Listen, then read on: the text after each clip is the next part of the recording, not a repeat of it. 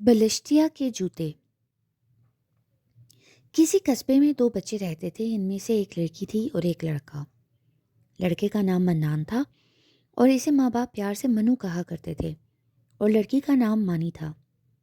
ये दोनों बहुत शरीर थे। ऐसे शरीर और शौक के मोहल्ले का कोई बच्चा भी इनके साथ खेलना पसंद नहीं करता था।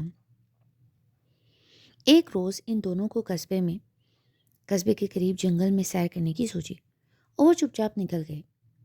जब वो जंगल में काफ़ी दूर तक चले गए तो अचानक मानी किसी चीज़ को देखकर ठटक गई और बोली, देखो मन्नू, ये तो छोटे छोटे जूते हैं। मानी, ये तो इतने छोटे हैं कि तुम्हारी गुड़िया के पैरों में भी नहीं आएंगे। ये तो किसी परी के जूते मालूम होते हैं। ये परी वरी कुछ नहीं होती मानी। दादी अम्मा कहती थी ये सब झूठी बातें हैं। तो फिर ये जूते किसके हो सकते हैं? किसी इंसान के तो नहीं हो सकते। क्या कभी तुमने इतना छोटा आदमी देखा है जो मेरी गुड़िया से भी छोटा हो? तुम मानो या ना मानो, ये किसी परी के जूते हैं जो शाह बलूत के इस दरख्त में रहती है जिसके पास ये जूते रखे हैं। परी ने अपने जूते धोकर यहाँ सूखने के लिए रख दिए हैं। मन्नू ने दरख्त के तने पर जोर जोर से हाथ मारना शुरू कर दिया। ये क्या कह रहे हो तुम? मानी ने पूछा। मैं इस दरख्त में दरवाज़ा तलाश कर रहा हूँ। जब परी इस दरख्त के तने में रहती है तो इसने दरवाज़ा भी बनाया होगा। तुम नहीं समझते मन्नू, पर यूं हमें परियों के रहने की जगह नहीं नजर आ सकती। तो फिर हमें क्या करना चाहिए? मेरा ख्याल है कि हम इन जूतों को घर ले चलें। हाँ, ये बात ठीक है, मन्नू ने कहा। फिर ये दोनों जूते उठाकर घर ले आए और मेज़ पर रखकर इन्हें गौर से देखने लगे। इन्हें एक जूते में जोर लगा हुआ नजर आया, जैसे इसकी मरम्मत की गई हो। देखो मन्नू, इस जूते की मरम्मत भी की गई है। ज़रूर ये किसी परी के जूते हैं। ऐसा करते हैं कि इनको खिड़की पर रख देते हैं और फिर देखते हैं कि इन जूतों को कौन लेने आया है। जो कोई भी होगा जूतों को लेने रात के वक्त ज़रूर आएगा, मन्नू ने कहा। बेवकूफ़, फिर तो हमने इसे नहीं देख सकेंगे। मैं बेवकूफ़ नहीं हूँ। मेरी समझ में एक तरकीब आई है। जूतों के तले में और अंदर की जानिब गोंद लगा देते हैं। जो जूते लेने वाला इसे पहन कर जाएगा तो हिल नहीं सकेगा और हम इसे पकड़ लेंगे। ये तो बड़ी अच्छी तरकीब है, और मैंने सुना है कि परियां भी काबू में आ सकती हैं। तो खुद को आज़ाद करवाने के लिए इंसान की 3 ख्वाहिशात पूरी करने का वादा कर लेती हैं, मानी ने कहा। आखिर इन दोनों शरीर बच्चों ने गोंद लगाकर जूतों को खिड़की में रख दिया और रात होने का इंतजार करने लगे। जब रात हो गई और चांद निकल आया तो ये दोनों एक कोने में ताक में बैठ गए। अचानक इन्हें एक आहट सी महसूस हुई और फिर एक छोटा सा बालिश भर का इंसान खिड़की में नुमादार हुआ और यहाँ जूतों को देखकर ठहर गया। दोनों बच्चे भी हैरत से इसे देखते रहे। फिर इसने इन जूतों को पहन लिया और जैसे ही वहां से जाने की कोशिश की, इसके पैर जमकर रह गए। इसके मुंह से एक हल्की सी चीख निकल गई। इतनी देर में बच्चे भी सामने आ गए। बलिष्ठिया गुस्सा होकर बोला, तुम्हें इन जूतों को उठाकर नहीं लाना चाहिए था। मैं इनकी मरम्मत करने के लिए इन्हें दरख्त के नीचे छोड़ दिया था। मैंने गुलहरी को इन जूतों की हिफाजत के लिए छोड़ गया था, और जब तुम जूते लेकर यहाँ आए तो वो भी तुम्हारा पीछा करते हुए यहाँ तक पहुँच गई, वरना मुझे पता भी ना चलता कि मेरे जूते कौन लेकर गया है। वही मुझे यहाँ तक छोड़ गई है। तुम दोनों बहुत शरीर बच्चे हो। बच्चे खामोश रहे। वो इस बलिष्ठिया को देखकर सहम गए थे, क्योंकि इसकी शक्ल बड़ी भयानक थी। बलिष्ठिया फिर बोला, और अब तुमने मुझे कैद कर लिया है। बच्चे बोले, तुम हमारी 3 ख्वाहिशात पूरी करने का वादा करो तो हम तुम्हें आज़ाद कर देंगे। मन्नू ने ज़रा हिम्मत करके कहा, तुम मेरी मजबूरी से फ़ायदा उठाना चाहते हो। बलिष्ठिया ने नाराज़ होकर, बस यही शर्त है हमारी, वरना सुबह हो जाएगी और हमारी आपा आएगी और तुम्हें पकड़कर शोकेस में सजा देंगी। ठीक है, तुम्हारी कोई सी भी 3 ख्वाहिश पूरी हो जाएंगी, लेकिन याद रखो, अच्छे लोग अच्छी तमन्ना करते हैं और बुरे लोग बुरी। तुम्हारी ये शर्तें मनवाकर कोई फ़ायदा नहीं पहुंचेगा। खैर, तुम जानो। बहरहाल अब मुझे आज़ाद कर दो।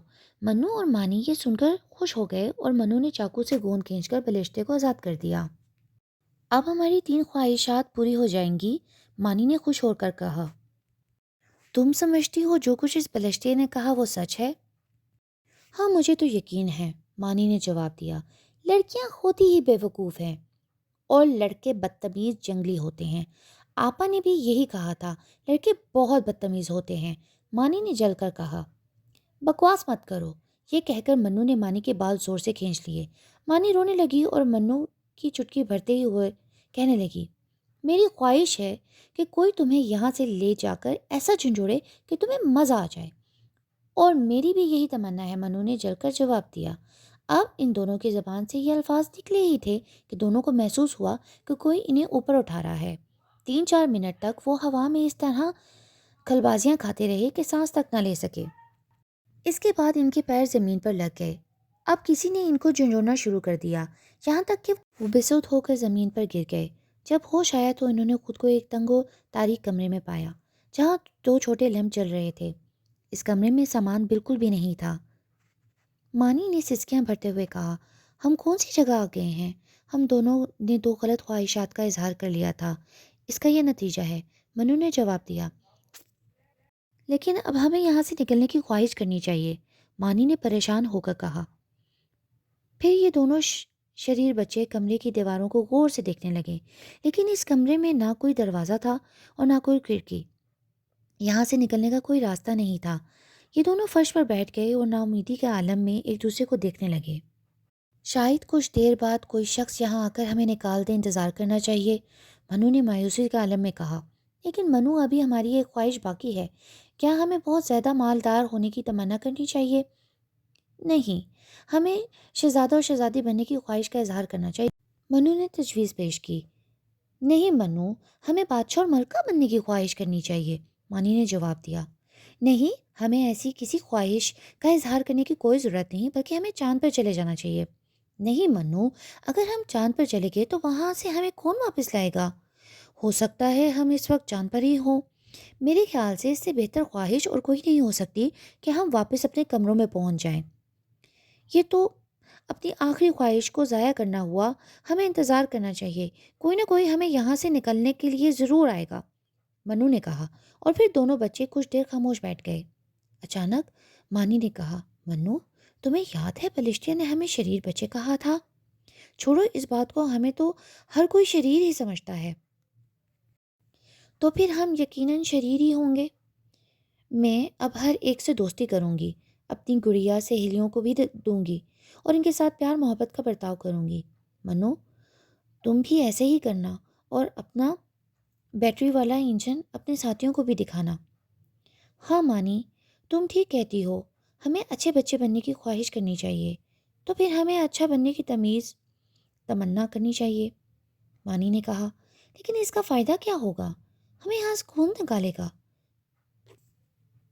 مجھے تو اب یہاں بڑی گھبراہٹ ہو رہی ہے، مانی، ہماری آخری خواہش یہی ہونی چاہیے کہ گھر پہنچ جائیں۔ سنو، ایسا کرتے ہیں کہ گھر پہنچنے کی خواہش بھی کریں اور اچھا بننے کی بھی۔ لیکن یہ تو خواہشات ہو جائیں گی، منو نے کہا۔ ہمیں چاہیے کہ پہلے گھر پہنچنے کی تمنا کریں اور بعد میں اچھا بننے کی۔ خواہش کا پہلا حصہ تو پورا ہو ہی جائے گا، ممکن ہے کہ دوسرا بھی پورا ہو جائے۔ ہاں یہ ٹھیک ہے، پہلے گھر پہنچنے کے الفاظ زبان سے ادا کریں اور بعد میں اچھا بننے کے۔ آخر ان دونوں نے یہی الفاظ ادا کیے۔ اس کے بعد انہیں محسوس ہوا کہ جیسے انہیں نیند آ رہی ہو، اور واقعی انہیں نیند آ گئی۔ پھر آنکھ کھلی تو وہ اپنے کمرے میں بستروں پر تھے۔ انہیں اس بات کا بڑا افسوس تھا کہ بلشتے کے ساتھ انہوں نے اچھا سلوک نہیں کیا تھا، اور اپنے ساتھیوں کے ساتھ بھی جو کہ ان کا رویہ رہا تھا، اس پر انہیں بڑی شرمندگی ہو رہی تھی۔ اس کے ساتھ ہماری اس کہانی کا اختتام ہوا۔ مزید کہانیوں کے لیے ہماری اس چینل کو لائک، سبسکرائب اور شیئر ضرور کیجیے گا۔